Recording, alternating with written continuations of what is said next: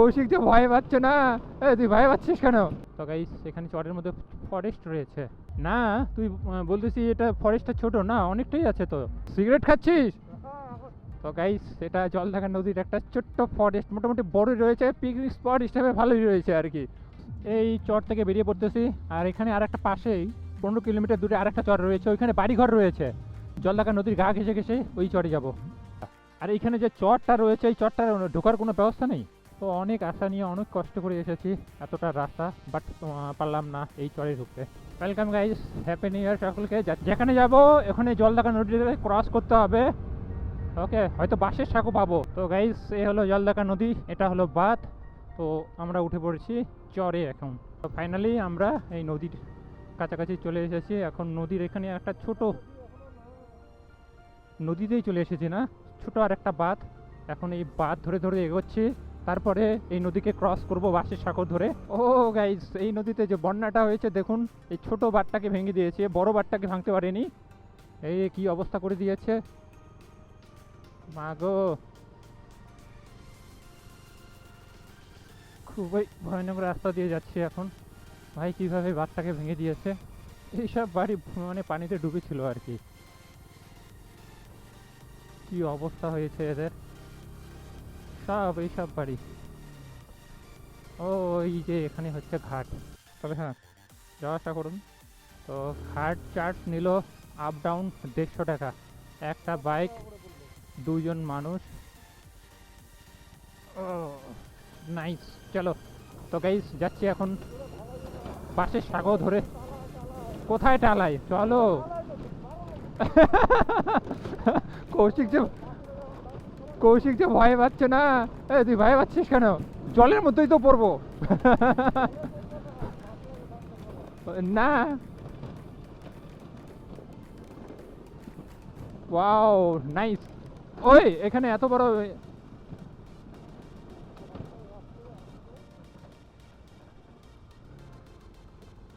হ্যাঁ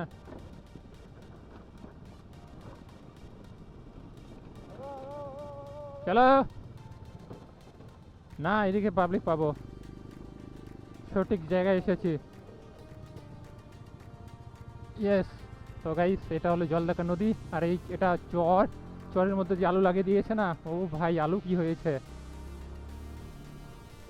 ও এখানে আরেকটা শাখো, গাছের শাখো। ও এখানে ফরেস্ট রয়েছে, পাও। তো গাইস এখানে চরের মধ্যে ফরেস্ট রয়েছে। তো দেখি কত বড় ফরেস্ট। চরটা তো অনেক বড়, অনেক বড়, অনেক বড়, মানে অনেক বড়। এই যে আমরা যে প্রথম আলুটা খাই না, এদিক থেকেই যায়, তাই না? ইয়েস। এরা অনেক অ্যাডভান্স কৃষিকাজে, অনেক আগেই আলু লাগিয়ে দিয়েছে। মার্কেটে যে নতুন আলুটা আসে না প্রথম, এদিক থেকেই যায়। ওরে বাবা, এখানে আরেকটা বাঁশের সাঁকো, 3টা বাঁশের সাঁকো ক্রস করে নদীটাকে পার করব। যে এবারে খেবরে রাস্তা, একটু তো লাফাবেই। অবশেষে জলঢাকা নদীকে ক্রস করে। ও এটা নাকি। তো গাইস অবশেষে ফাইনালি আমাদের ডেস্টিনেশন পয়েন্টে চলে এসেছি। ও অনেক পাবলিক সাবলিক এসেছে, চল একটু টু মেরে আসি। তারপরে আরেকটা এই নদীতে আরেকটা চর রয়েছে, ওই চরে যাব। ওকে গাইস, তো ফাইনালি ভালোই লাগতেছে। চরটার মধ্যে একটা ওই ছোট্ট একটা ফরেস্ট বানিয়ে দিয়েছে। এখানে পিকনিক শিকনিক চলছে নিউ ইয়ার উপলক্ষে। ও না, পাবলিক এসেছে, মোটামুটি ভালোই পাবলিক এসেছে। অত নেই, সকলে রান্নাবাটি করতেছে আর কি। কল করব, ওয়েট না, দেখি না ফরেস্টটা কত বড়। আগে আগে টু মেরে আসি, দেখি কোথাও না পাবো। অনেকে ফ্যামিলি নিয়ে এসেছে আর কি, ঘুরতেছে। না পিকনিক স্পট হিসাবে মোটামুটি ভালোই আছে জায়গাটা, তাই না? ইয়েস, ভালোই আছে অবশ্য।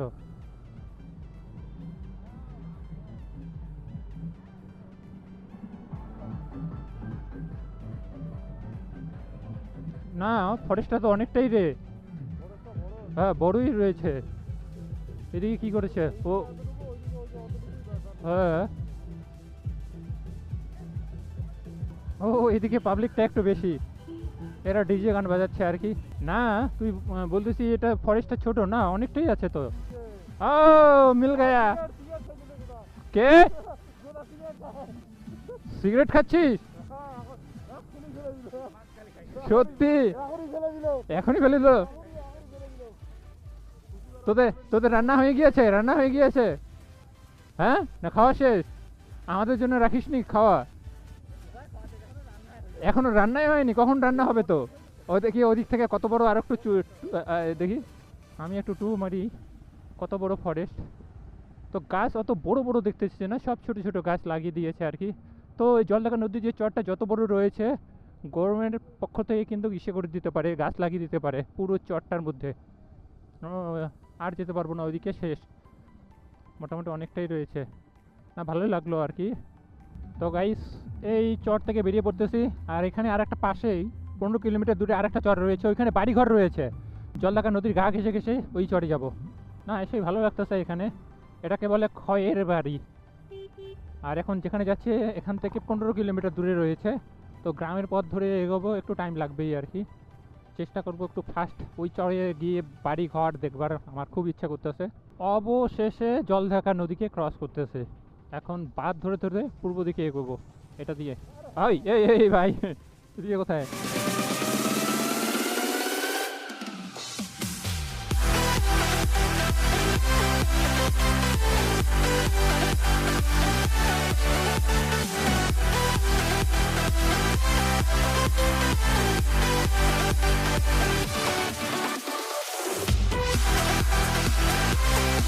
তো এদিকে তো এসেছি, যাই না এদিকে ঘাট রয়েছে কি না। ঘাট যদি না থাকে তো আমাদের বাড়ি ফিরতে তো অনেক টাইম লেগে যাবে, অনেক টাইম লেগে যাবে। তো যাই, আগে আগে ওই চরটার মধ্যে যাই, তারপরে দেখি। এদিকে এসে যে ঠান্ডাটা লাগতেছে না নদীর কাছাকাছি, আর এদিকে মানে পরিবেশটা খুবই ভালো লাগতেছে। ওরে ভাই, এদিকে রাস্তাঘাটে তো কিছুই দেখতেছি না। মনে হচ্ছে আমরা জলঢাকা নদীর কাছাকাছি চলে এসেছি, আমাদের যে ডেস্টিনেশন পয়েন্ট। রাস্তাঘাট বলতে কিচ্ছু নেই। তো এর থেকে আরও বেশি ভয়ানক রাস্তাঘাট পাবো যখন ওই চরটার মধ্যে যাব। ইয়েস, এটাই হলো জলঢাকা নদী। চলে এসেছি। ওই যে চরটা দেখা যাচ্ছে, কোনো ব্যবস্থা নেই। ঘাট পার হয়ে যাবে, তার মানে আমাদের এদিকে যেতে হবে ঘাট ধরার জন্য। আর এদিকে কোথায় গেছে? এদিকে নাই, ঘাট নাই, এদিকে যেতে পারবো না, তাই তো? তার মানে আমাদের পূর্ব দিকে যেতে হবে এখন। সার্চ মার দেখি, চোখ কাটা। এটা এটা ধরে এগোতে পারবো? এটা ধরে এগোতে পারবো? ওকে, থ্যাংক ইউ। তো গাইস, যে আশা নিয়ে এসেছি, এই চরে অনেক প্রচুর প্রচুর বাড়ি রয়েছে। ওট, এখন তো এই ঘাট পেরিয়ে আমাদের ওদিকে বাড়ি যেতে হবে। তাহলে কোন দিকে আমরা যাব? কোন দিকে আমরা? আমাদের বাড়ি হচ্ছে ডেস্টিনেশন পয়েন্ট, দেখতো। তো গাইস, সমস্যা হয়ে গেল আর কি। ওদিকে আবার এদিকে কেন যাই? এটা দিয়ে চলে যাই। এদিকে ঘাট আছে, ঘাট আছে, আমি জানি এদিকে একটা ঘাট আছে। চল না এদিকে এগোই, এইদিকে, হ্যাঁ এদিকে গিয়ে কোথাও ওইদিকে ঘাট পাবোই আমরা। এই জলটা এদিকে বেশি আছে, ওইদিকে কম আছে। তো তো গাইস, অবশেষে এখান থেকে রিটার্ন যাচ্ছি আর কি। এদিকে আর দিতে পারবো না, এই চটটার মধ্যে উঠতে পারবো না। ইয়েস। তো অনেক আশা নিয়ে অনেক কষ্ট করে এসেছি এতটা রাস্তা, বাট পারলাম না এই চরে ঢুকতে। এখন আবার যেতে হবে 15 থেকে 20 কিলোমিটার বাড়ি ফেরবার জন্য এখান থেকে, গ্রামের পথ ধরে এইরকম রাস্তা ধরে। তো ভাই, গ্রামের 15 কিলোমিটার রাস্তা শেষই হচ্ছে না, কোন দিকে হয়ে যে যাচ্ছি বুঝতে পারতেছি না। এটার একটা তো মাঠের মধ্যে এসে পড়েছি। ও, এখানে ব্রিজ রয়েছে, বাঁশের সাঁকো আস্তে ফাঁকা আছে। তো বাড়ি ফেরবার জন্য এখন কেমন সব রাস্তা দিয়ে যাচ্ছি। রাস্তা তো না, এটা হচ্ছে একটা বড় নদী, বাঁশের সাঁকো দিয়েছে গাইস। আর মনে হচ্ছে নদীটার মধ্যে পানি ভালোই রয়েছে, অনেক পানি রয়েছে। যাওয়ার সময় তো খুব সুন্দর পাকা রাস্তা দিয়ে গিয়েছি, এখন তো দেখতেছি নদীর গা ঘেসে ঘেসে চলতেছি। এখন যে জলঢাকা নদী, ওই মেন নদীতেই পৌঁছাতে পারিনি। ওটাকে তো মানে বাড়ি ফেরার জন্য ওই নদীকে পার করতেই হবে। তো জানি না এটা কোন নদী, খুব সুন্দর লাগতেছে, বাট রাত্রিবেলা কি দেখাবো, কি বলবো। তো যে আশা নিয়ে ওই চরে যাওয়া, কিন্তু ঢুকতে পারিনি। অবশেষে এই যে খয়ের বাড়ি যে পিকনিক স্পট রয়েছে, এখানে চলে এসেছি। এখানে তো পাবলিক শূন্য হয়ে গিয়েছে।